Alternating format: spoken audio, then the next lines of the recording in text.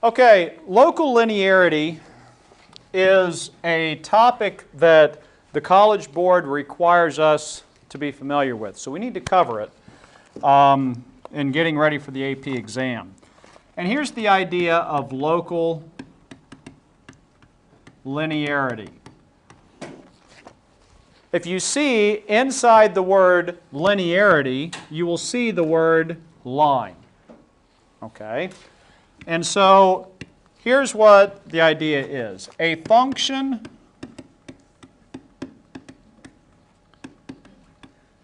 that is differentiable, remember, that just means we can find the derivative of it.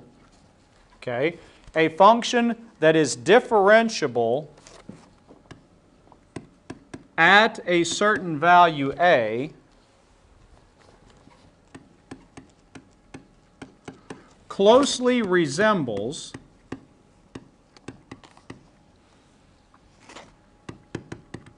its own tangent line close to a. Now when we say close, we're talking really close. Okay? A function that is differentiable at a closely resembles its own tangent line close to a. Okay? So and we're going to look at an example, and we're going to use the graphing calculator to help us out here a little bit.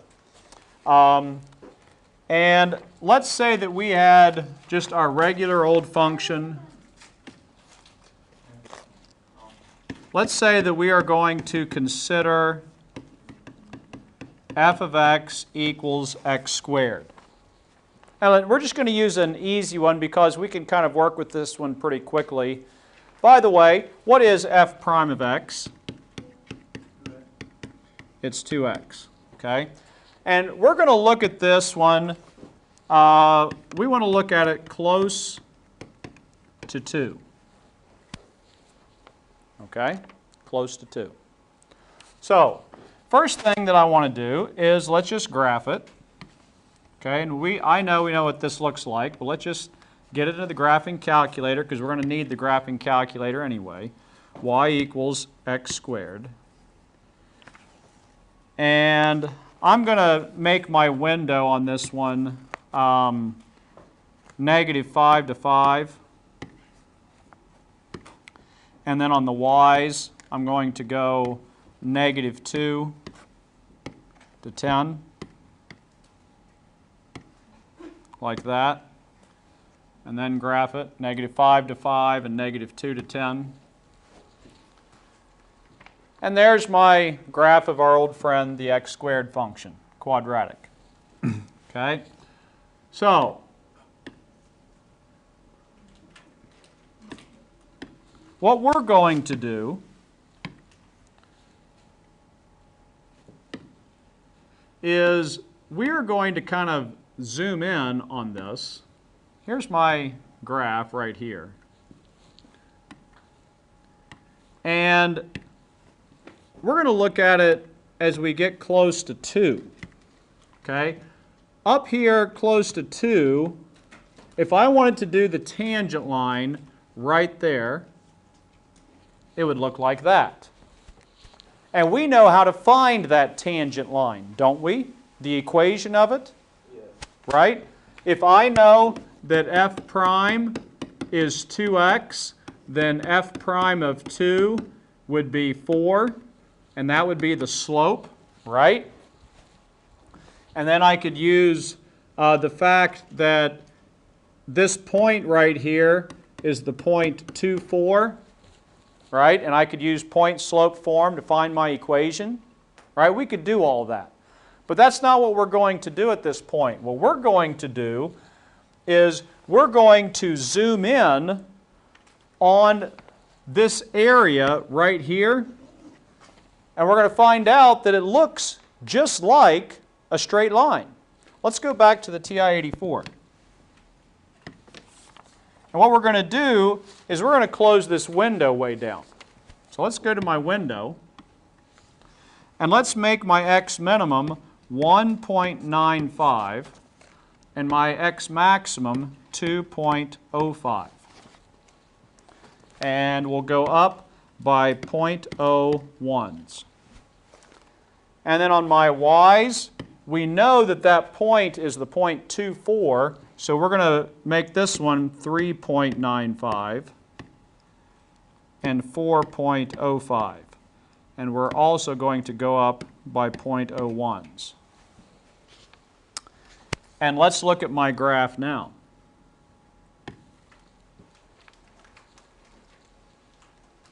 Doesn't it look like a straight line? And that is the idea of local linearity. Okay? As a matter of fact, if I were to graph, if I were to go back in and enter the tangent line graph, it would go right over top of this. Okay? And so the idea here, and you can just kind of put this in your notes, this zoomed in version, is that when I zoom in, I get that, and it looks just like its own tangent line. Okay, this looks like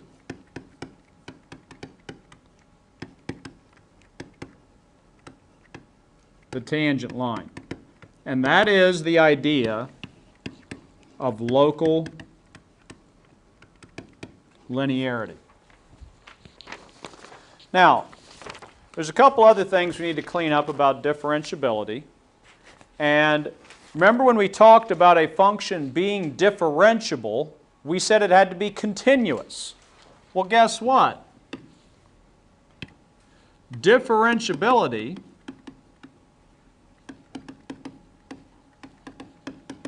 meaning a function, we can take the derivative of it. Differentiability implies continuity.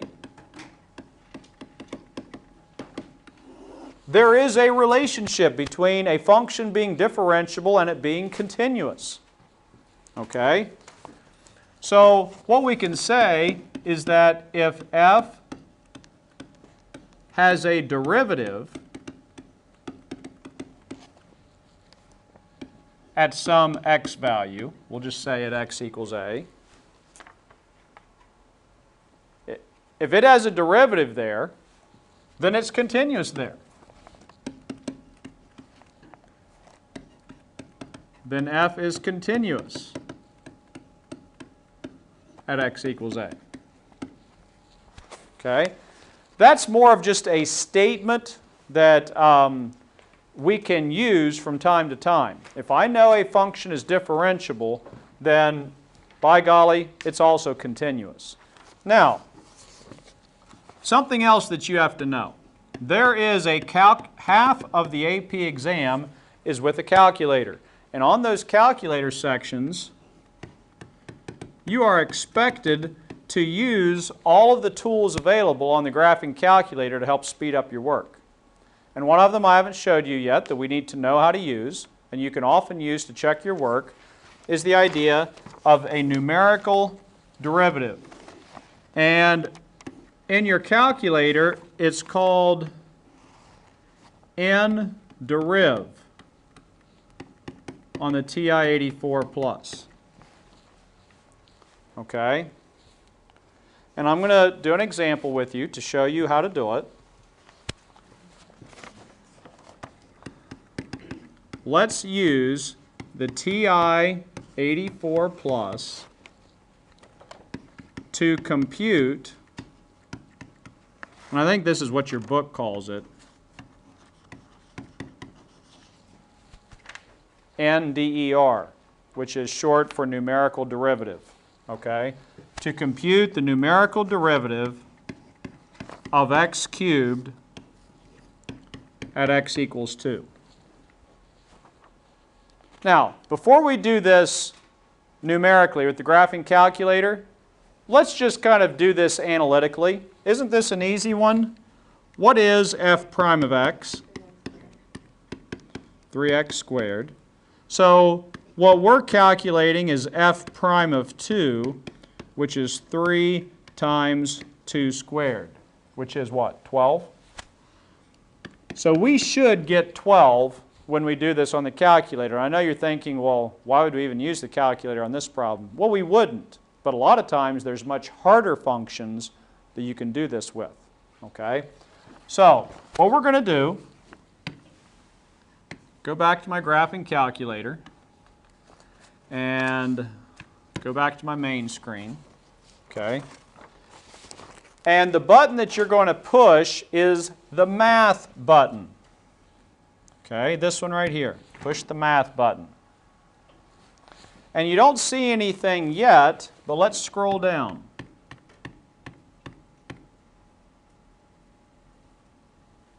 Do you see number 8?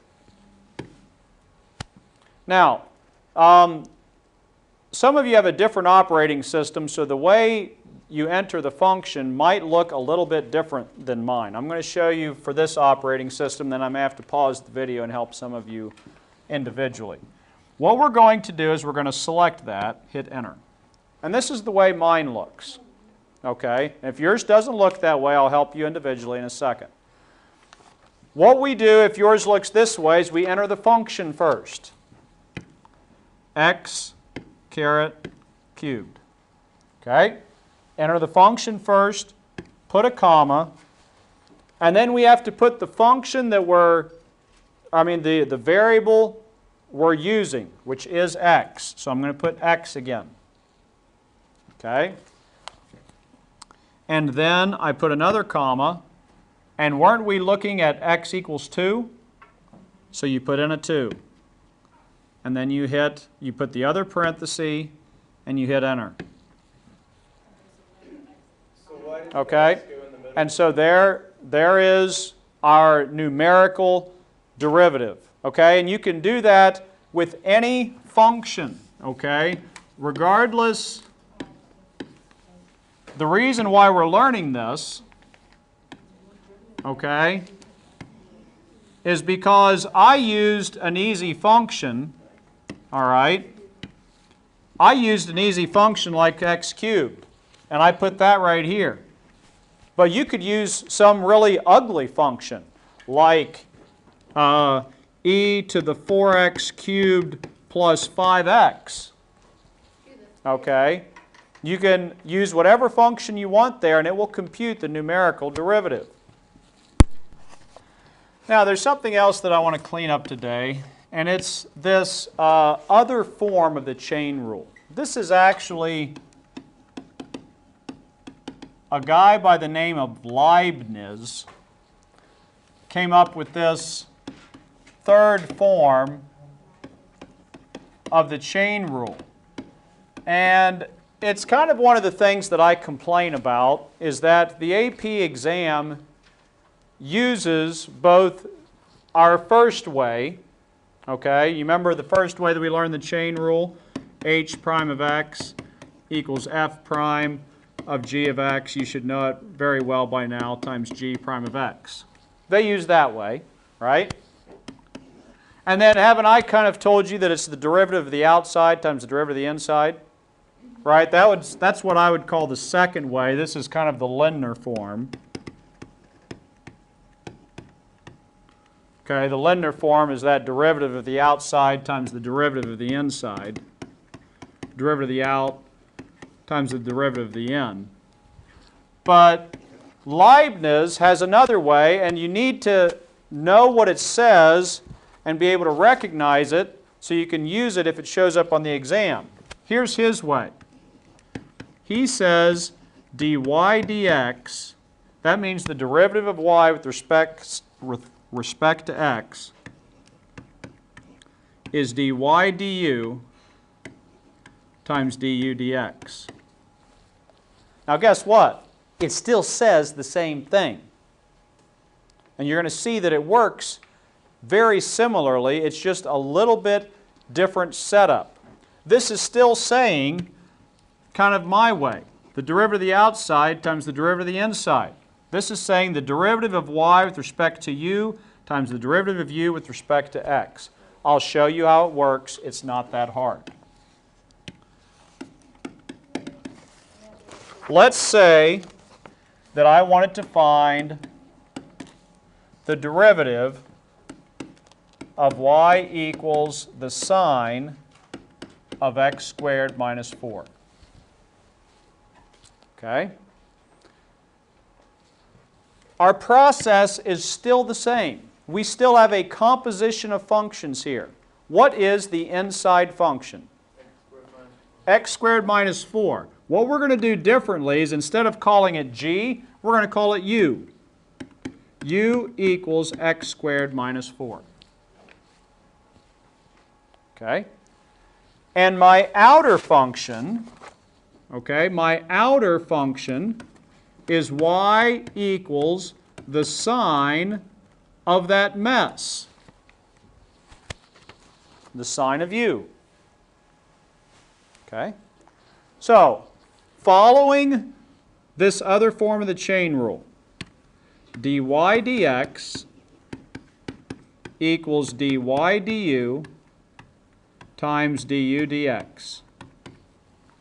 You're going to find it works exactly the same. The first part, dy du. Well, look, isn't this one the one that has a y and a u in it? Right? So what's the derivative of the sine of u? Okay, dy du is the cosine of u. So guess where that goes? It goes right here for dy du, the cosine of u. Times, it says now I need to do du dx, the derivative of u with respect to x. So that's this one. Isn't that going to be 2x? Du dx is 2x. So guess where that goes? It goes right here, 2x. And we're basically done, because the only thing that I have to do now is put my u back in. All right? So I now have, I'm going to bring the 2x out in front. Actually, no, I'll leave it there for a second. The cosine of, what was my u? X squared minus 4 times 2x. Now guess what? Doesn't that look just like the first form that we learned? F prime of g of x times g prime of x. It's the same thing, it's just a little bit different approach, but if you don't know how to use it on the AP exam, it could hurt you. Okay? So what I do is I teach you this other way and have you actually work some problems using it so that you're just familiar enough with it that it's not going to hurt you on the exam. Okay? And we are going to stop there for today.